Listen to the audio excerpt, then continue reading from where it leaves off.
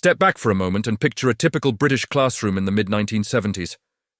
Wooden desks, with flip lids rattling as pupils settled in, the sharp scent of floor polish drifting up from freshly scrubbed corridors, and a thin cloud of chalk dust hanging lazily above the blackboard.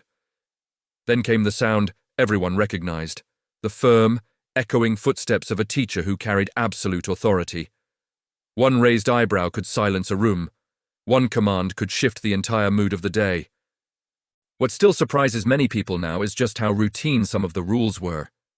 Rules so strict, so unquestioned, that they shaped every minute of a child's school life. And here's the shocking part. Many of those once normal expectations would be illegal or instantly career-ending today. If you grew up then, you'll remember things younger generations simply can't believe. To understand why those strict rules existed, you have to imagine the mindset of a very different Britain. The country was still shaped by post-war attitudes, where order, respect, and discipline were seen not just as good qualities, but as essential to rebuilding a stable society. Parents who had grown up with rationing and hardship believed firmly in keeping children in line, and schools were expected to reinforce that same sense of structure. Rights for children were limited, and the idea of questioning authority simply wasn't part of everyday life. In those years, teachers stood at the top of the social ladder inside a school. Their word was final, their authority unquestioned, and their decisions rarely challenged.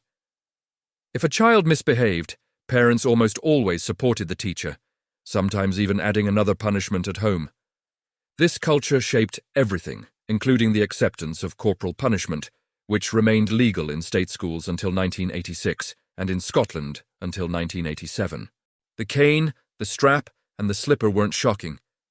They were standard tools of discipline. This was the world in which the rules you're about to hear took root, setting the stage for stories that now feel almost impossible. Corporal punishment was one of the most striking features of old British classrooms, and it shaped the daily rhythm in ways that feel unthinkable now. Many teachers kept their canes hanging in full view behind the desk, some even giving them names, as if they were loyal tools of the trade. In Scotland, the dreaded Tawse sat coiled and ready, its thick leather tails leaving a sting pupils never forgot. Secondary schools often relied on the slipper, a worn gym shoe brought down sharply on a child's hand or backside. What's remarkable is how ordinary these punishments seemed. A pupil could be struck for poor handwriting, for whispering, or for something as simple as forgetting a ruler. The sound of swishing cane or cracking strap was part of the background of school life. Today, such actions would bring instant dismissal, criminal charges, and national outrage. Few questioned it, and children accepted the pain as an inevitable part of growing up. Silence was another rule that defined the old-school atmosphere, turning corridors and classrooms into zones where every sound felt risky. Pupils were expected to speak only when spoken to, and even a whispered comment could lead to punishment. Many schools enforced strict silence during lessons, during meals, and even while lining up outside. Talking back to a teacher was seen as a direct challenge to authority, and it almost always resulted in immediate consequences. Some schools introduced silence lines, where children waited without a word until the teacher dismissed them. Others insisted that no one speak until the teacher had left the room entirely. Compared with today's focus on communication, well-being, and student confidence, it feels like a different world. Uniform inspections were another daily ritual that marked the strictness of the era. Each morning, pupils lined up while teachers scanned every detail. Ties straight, shoes polished to a shine, and skirts or trousers sitting at the approved length. Boys' hair was monitored with particular zeal. If it touched the collar, they could be sent straight to the barber or punished on the spot. Girls faced their own rules, sometimes being disciplined for wearing the wrong socks, the wrong ribbons, or even a slightly brighter shade of nail varnish. Some teachers carried rulers specifically to measure skirt lengths, tapping the wood against their palms as a warning. These inspections were not casual observations, but formal assessments, intended to reinforce discipline and conformity. Today's relaxed dress codes make those old routines feel almost militaristic in comparison, especially to modern schoolchildren today.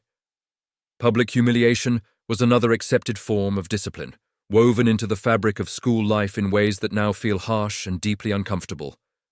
Being told to stand in the corner, sometimes for an entire lesson, was common, and many pupils remember the sting of embarrassment more than any physical punishment. Writing lines was equally routine, pages filled with repeated sentences meant to shame as much as correct behavior.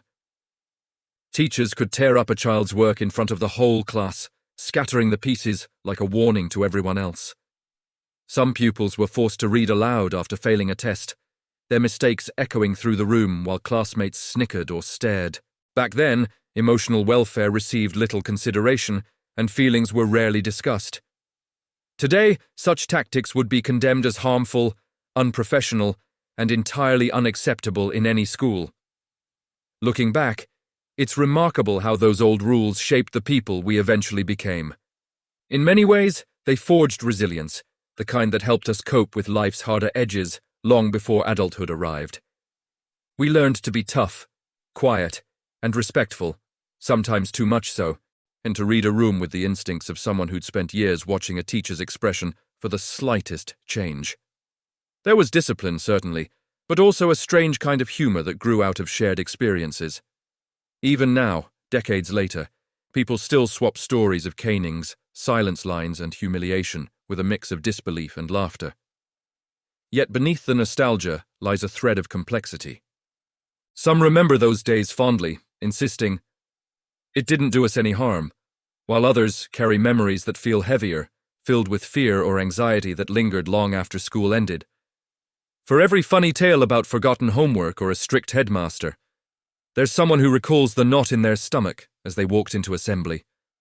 What unites us is that these moments, both painful and amusing, are shared by millions, and they reveal far more about that era than any policy or headline ever could. Today's classrooms feel almost unrecognizable compared with those we grew up in. Schools now focus on well-being, communication, and emotional safety, encouraging children to speak openly, ask questions, and share how they feel. Mental health is taken seriously, and teachers are trained to support, not intimidate. It's hard to imagine that something as simple as raising a hand too slowly, or in the wrong way, could once land a child in trouble.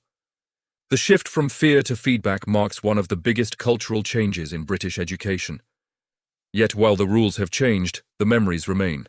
Reminders of a Britain that feels both distant and familiar.